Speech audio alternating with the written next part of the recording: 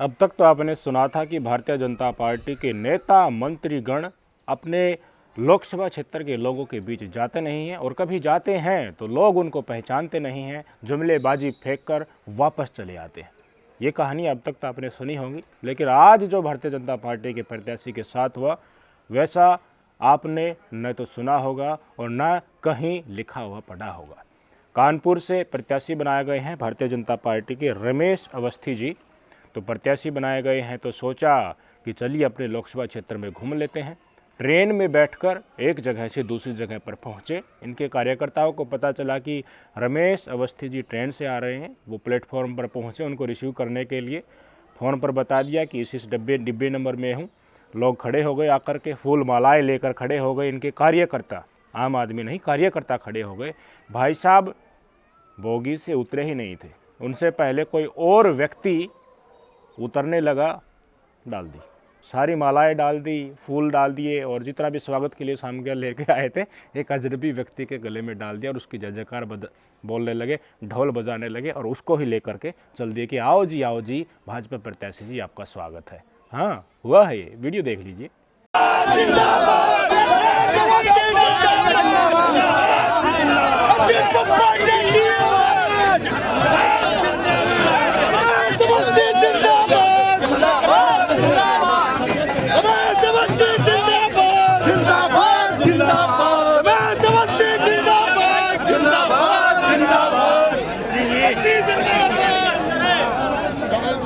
जिस पार्टी के कार्यकर्ताओं को ही नहीं पता कि उनका नेता, जिसको भारतीय जनता पार्टी ने प्रत्याशी बनाया है, लोकसभा चुनाव लड़ने जा रहा है, कि उसका शकल चेहरा, उसका हुलिया क्या है, जो एक्सपेक्टेशन उस लोकसभा क्षेत्र की जनता उससे लगाएंगी, वो किस आधार पर लगाएंगी, उनके कार्यकर्ताओं को नहीं पता तो उसके लोकसभा क्षेत्र की जनता को कैसे पता होगा।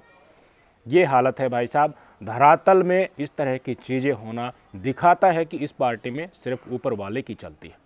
छोटा भाई और मोटा भाई ऊपर से चला रहे हैं, उनकी छवि ही हर जगह दिख रही है। अगर इस देश में छिटमुट रोज़गार देने हैं, कॉन्ट्रैक्ट के बेसिस पर देने हैं, राज्यों में रोज़गार देने हैं, तो उनके अपॉइंटमेंट लेटर, ज्वाइनिंग लेटर भी वहीं बांटेंगे। एक साथ साल भर में जितने हो जाओगे उनका ही चित्र आएगा। वैक्सीन इस देश की जनता को लगवाना है तो उसके ऊपर भी मोदी जी का ही फ़ोटो आएगा। फ्री का राशन आपको दिया जा रहा हो तो झोले के ऊपर मोदी जी और अमित शाह जी का फ़ोटो छपेगा भाई साहब। उज्ज्वला सिलेंडर दिया जा रहा है तो काफ़ी के ऊपर जो बुक जो होती है सिलेंडर की, उसमें मोदी जी की फ़ोटो होंगी। हर जगह मोदी मोदी मोदी, चारों तरफ घूम कर देखोगे कोई भी स्कीम नाम लगा लीजिए उन्हीं का। उनको, राजा को यही तो चीज़ पसंद है, हर जगह उसकी तस्वीर होनी चाहिए। वो जहाँ भी जाता है सारे कैमरे उसके ऊपर होने चाहिए। तो मुझे बताइए, इनके लोकसभा प्रत्याशियों को इनके कार्यकर्ता पहचानेंगे कैसे? ये सच्चाई है। आज भारतीय जनता पार्टी के चुने हुए सांसद सिर्फ गिनती कराने के लिए हैं, सीटें भरने के लिए हैं, ये दिखाने के लिए कि हमारी पार्टी के पास इतने सांसद हैं। इससे ज़्यादा इनके सांसदों की कोई अहमियत नहीं है। आप जिस भी लोकसभा क्षेत्र से हैं मुझे बता दीजिए काउंट करके, आपके लोकसभा क्षेत्र में भारतीय जनता पार्टी के जो चुने हुए उम्मीदवार हैं, जो चुने हुए नेता हैं, हो सकता है वो मंत्री भी हो, कितनी बार आए हैं, उन्होंने अपने व्यक्तिगत प्रयास से आपके लोकसभा क्षेत्र के लिए क्या काम करवाया? बिजली का करवाया, पानी का करवाया, कोई सार्वजनिक सुविधाएं उपलब्ध करवाई, अस्पताल खुलवाया, एम्स खुलवाया, कॉलेज खुलवाया, महंगाई से कोई राहत दिलाने में मदद की, कोई नई ट्रेन चलाई, कोई नया अस्पताल बनाया, कोई नया एजुकेशन इंस्टीट्यूट उन्होंने खोला। क्या किया है? कुछ तो किया होगा, आ रहा है दिमाग में, शायद नहीं आएगा। क्यों? क्योंकि जो करेगा वो करेगा और तस्वीर उसकी छपनी चाहिए। बुलेट ट्रेन चलनी थी, नहीं चली। 2 करोड़ रोज़गार मिलने थे, नहीं मिले। किसानों की आय दोगुनी होनी थी, नहीं हुई। स्विस बैंक से सारा का सारा वापस काला पैसा आना था, नहीं आया। सबको पता है इनके वादे सारे जुमले निकल आए। और भ्रष्टाचार को लेकर जो ये सवाल उठाते थे, सबसे बड़े भ्रष्टाचार ही इलेक्टोरल बॉन्ड का खुलासा होने के बाद यही निकले हैं भाई साहब। स्पष्ट तौर पर सबको पता हो जाना चाहिए कि चलती इस पार्टी में इन्हीं 2 लोगों की है। इसके अलावा किसी नेता का भी चेहरा चमकेगा तो ये इनको बर्दाश्त नहीं है। नितिन गडकरी थोड़े थोड़े उभर रहे थे ना, उनके कामों की वजह से कर दिया संसदीय बोर्ड से बाहर। अभी तो कयास लगाए जा रहे थे कि भाई साहब उनको ही एक साइड किया जाएगा। उन्होंने कह दिया था कि मैं प्रचार नहीं करूंगा भाई साहब, ऐसे ही लड़ूंगा। तो लोग कयास लगाने लगे थे कि भारतीय जनता पार्टी में दूसरा गुट तैयार हो रहा है।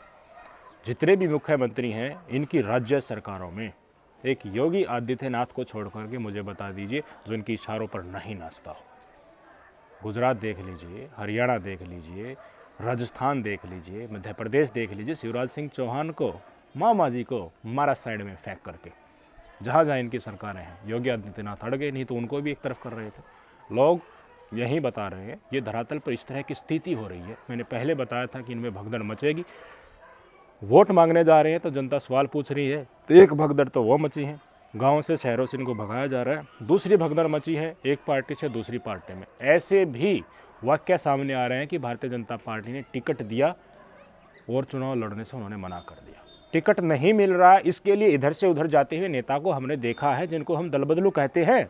लेकिन गुजरात से 3 लोगों को टिकट भारतीय जनता पार्टी ने दिया, तीनों मना कर चुके हैं चुनाव लड़ने से। क्यों? जो ऊपर बैठाया था ना मुख्यमंत्री की कुर्सी के ऊपर, वो इतना नाकाबिल आदमी था कि जनता में इतना रोष फैल गया है, अव्यवस्था फैल गई है, काम करने के नाम पर सिर्फ ठेंगा दिखाया गया है। ऊपर से आदेश मिला कि ये कॉन्ट्रैक्ट उसको दे दो, इस कंपनी को इतना फ़ायदा पहुंचा दो, सारे प्रोजेक्ट इधर से उधर, काम भलाई के हुए नहीं। तो जनता में रोष है, हिम्मत नहीं बन रही है जाने की। सवाल पूछेंगे, कहाँ है रोजगार, कहाँ है महिलाओं के ऊपर अत्याचार को थामने के आपके वादे, कहाँ है किसानों की आय डबल होने के वादे आपके? हर घर में जल पहुंच गया, सबको फ्री में गैस सिलेंडर मिल गया, पेट्रोल डीजल 35-40 रुपये लीटर मिलना था, ऐसे गैस सिलेंडर सस्ता मिलना था।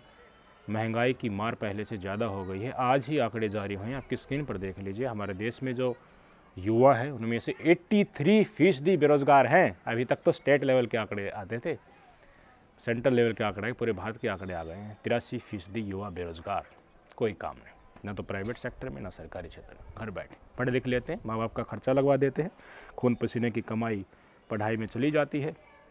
पैसा फीस का कितना होता है, स्कूलों का, कॉलेजों का, कोचिंग संस्थाओं का, आप सबको पता ही होगा। धक्के काटते रहते हैं, रोज़गार मिलता नहीं है, वापस घर में आकर बैठ जाते हैं।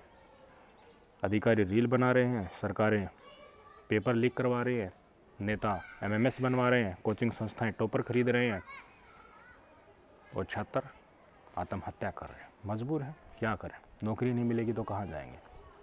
माँ बाप का उदास चेहरा कितने सालों तक देखेंगे। बीमार पड़े माँ बाप की दवाएं, कोई पैसे भी नहीं बन रहे हैं, बुढ़ापे में क्या काम करेंगे यार, वो खेत में जाकर कमाने लायक भी नहीं बचे हैं। जवान बेटा बेटी घर पर बैठे हैं, रोज़गार नहीं मिल रहा। ये स्थिति है धरातल की। समझना चाहिए क्यों हो रही है, इसके ऊपर आपको विचार करना चाहिए। सत्ताधारी पार्टी निर्विरोध तरीके से बार बार जीतती हुई जा रही है, तो इनका इलाज करो। समझो क्यों देश के सारे संसाधनों को बेचा हुआ जा रहा है। अब चुनाव के अंदर आएंगे, कहीं साड़ियाँ बांटेंगे, कहीं पर पैसा बांटेंगे। कहाँ से लाएंगे वो पैसा? आपके ही तो पैसे हैं। जो आपको रोज़गार नहीं दिया जा रहा, आपके संसाधनों को, पूंजीपतियों को बेचा जा रहा है, ये वहीं से तो पैसा कमाया जा रहा है। इलेक्ट्रल बॉन्ड के माध्यम से पता चला ना आपको, कितने करोड़ आपके स्वास्थ्य से खेलने वाली कंपनियां, दवा कंपनियों ने मोटाई रकम दी है, भर भर के पैसा दिया है भाई साहब सत्ताधारी पार्टियों को, स्टेट की सरकारों को। क्यों? क्योंकि आपकी जान के साथ उन्होंने खिलवाड़ किया। कितने लोग बीमार होते हैं, थोड़े मोड़े बुखार होता है, एडमिट कर लेते हैं, मरे हुए निकलते हैं। क्यों निकलते हैं? जो दवा दी जाती है ना, वो कई बार फेल हो चुकी होती है, फिर भी मार्केट में उनको उतारा जाता है मोटा चंदा लेकर के। इस देश की जनता के साथ महा खिलवाड़ हो रहा है। आप जिस सत्ताधारी पार्टी को देशभक्त समझते हैं, आप अपनी नज़रों में समझते हैं, लेकिन वो आपको सिर्फ मूर्ख समझते हैं। चुनाव आ रहे हैं, एक नेता इधर से वहाँ भाग रहा है, वहाँ से इधर भाग रहा है, सबको कुर्सी की पड़ी है, बस सत्ता किसी तरीके से हाथ लग जाए, लेकिन जनता के अधिकारों की किसी की नहीं पड़ी है। यही थे ना कि इतना बड़ा बदलाव कर दूंगा, क्रांति ला दूंगा, भारत को विश्व गुरु बना दूंगा, रोजगार की तो नदियाँ बहेंगी, यही कहने वाले हैं ना। मैंने तो कहा नहीं ना। और कहाँ है? 10 साल हो गए, कहाँ आ गया हमारा भारत?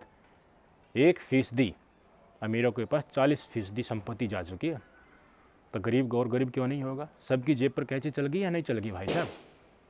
बेरोजगारी के सारे रिकॉर्ड टूटते हुए जा रहे हैं, अत्याचार बढ़ते जा रहे हैं, नशा बढ़ता जा रहा है, गुंडागर्दी बढ़ती हुई जा रही है। ED CBI जैसी तमाम सरकारी संस्थाएं तोते बन रहे हैं, विपक्ष को ख़त्म किया जा रहा है।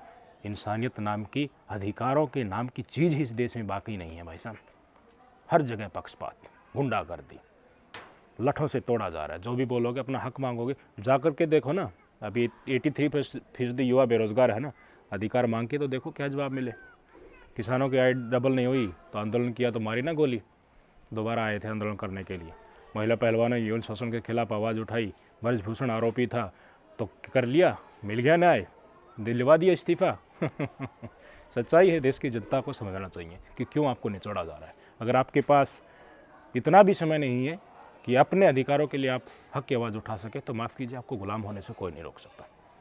अगर आप मन में ये वहम पाले बैठे हैं, यार मुझे तो कल ड्यूटी जाना है, मुझे कल दिहाड़ी पे जाना है, मुझे कल नौकरी पर जाना है, मुझे कल अपनी दुकान खोलनी है, मैं क्यों अपना समय व्यस्त करूं, कोई और ही आंदोलन कर लेगा, उनको अधिकार मिलेंगे तो साथ में मेरे को भी मिल जाएगा। ऐसी प्रवृत्ति के कारण हम पहले अंग्रेज़ों के गुलाम हैं, उससे पहले और किसी के हुए, और फिर से अभी पूंजीपतियों के गुलाम होने वाले हैं। सचेत रहिए।